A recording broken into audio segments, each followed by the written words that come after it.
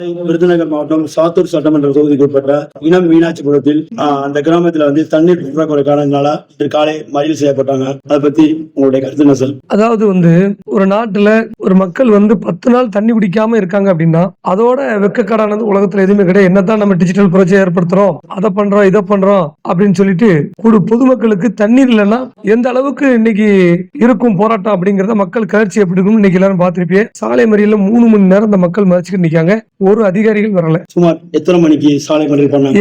7 மணிக்கு ஆரம்பிச்சது. உங்களுக்கு எத்தனை மணிக்கு தகவல் கிடைச்சது? எனக்கு ஒரு 10 நிமிஷத்துல தகவல் கொடுத்துட்டாங்க. உடனடியா வந்துட்டேன். நானும் களத்துல தான் நிக்கிறேன். 3 மணி நேரம் அதிகாரிகள் வரல. காவல்துறை வந்துட்டாங்க. சரி, இன்னைக்கு தேர்தல் ஆணையத்துடைய இன்னைக்கு சின்ன லான்ச் பண்றாங்க. அதாவது அந்த பெட்டி திறப்பதனால அதுல எல்லா அதிகாரிகள் இருக்காங்க. மக்களை கவனிக்கணும் அதிகாரிகள் நியமிச்சிருக்கணும் வேண்டாமா?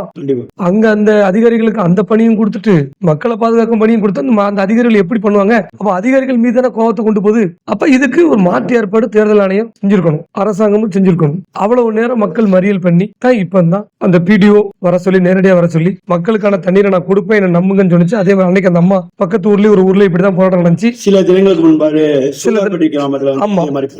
நம்ம கட்சி தலையிட்டு அங்கேயே இருந்தாங்க, தண்ணீரை கொடுத்தாங்க. அதே மணிக்கு இப்பவும் இனம் மீனாட்சிபுரத்துக்கு நாங்க உட்கார்ந்துருக்கோம். அந்த அம்மா சொன்னிச்சு, போராட்டத்தை வாபஸ் வாங்குங்க, ரோடு மேல பண்ண வேண்டாம், உங்களுக்கு தண்ணி கொடுத்துட்டு தான் நான் போவேன் ஊரை விட்டு. அது வரைக்கும் போக மாட்டேன், பஞ்சாயத்து தண்ணி தான் வேணும்னு சொல்லி கேட்டோம். எல்லாம் ரெடி பண்ணி கொடுத்து தான் போகணும். அந்த அம்மா கூட வந்திருக்கு. நானும் என் கட்சி நிர்வாகிகளும் கூட இனம் மீனாட்சிபுரத்துல இப்ப இருக்கோம், எல்லாரும் இருக்கோம். இந்த மக்களுக்கான கோரிக்கைகள் நிறைவேற்றதுக்கு அப்புறம் தான் இந்த ஊரை விட்டு நான் வெளியே போவேன். அதுல மாட்டுக்கிறது இல்ல. அது போக ஸ்பீடு பிரேக் கேட்டாங்க. சாலை மெயின் ரோடுல நிறைய விபத்துகள் நடக்கு எங்க ஊருக்கு பக்கத்துல. நேற்று இரவு கூட ஒரு காலேஜுக்கு பொண்ணு சாலை விபத்து ஆயிருக்கு. கை கால் உடைஞ்சிருக்கு. ஊர் எழுத்தல வேகத்தடை. அதாவது உசுறு வாழறதுக்கு முறையான கோரிக்கை விடுதாங்க. இத கூட ஒருத்தன் ஒரு எம்எல்ஏ செஞ்சு கொடுக்காம இருந்திருந்தாருன்னா எவ்வளவு பெரிய தப்பு இது.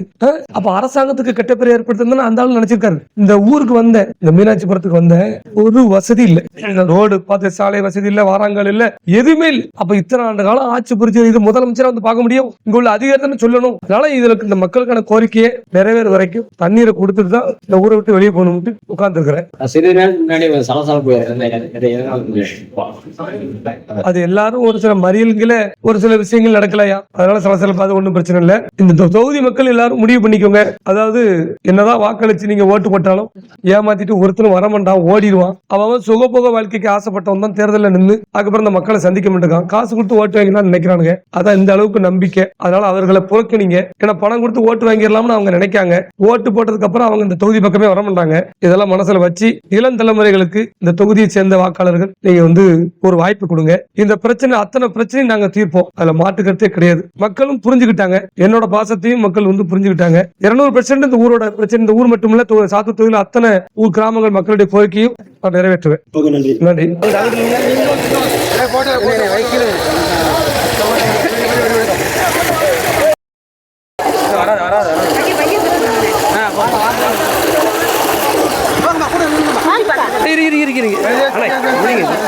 கொஞ்சம் வெயிட் பண்ணுங்க.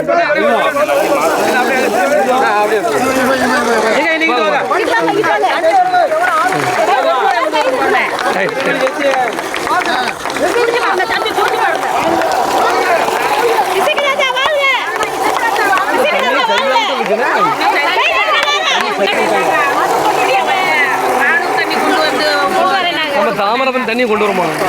வெயிட் பண்ணுங்க.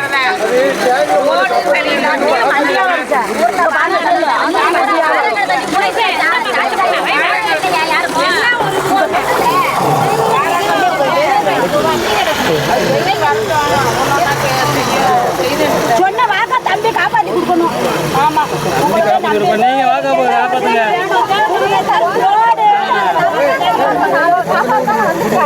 வணக்கத்து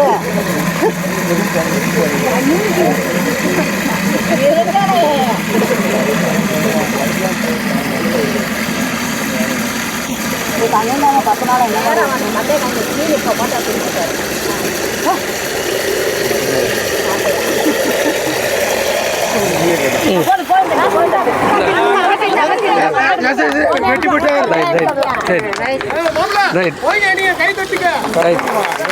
10 நாள் ஒற்றுமை இருங்க.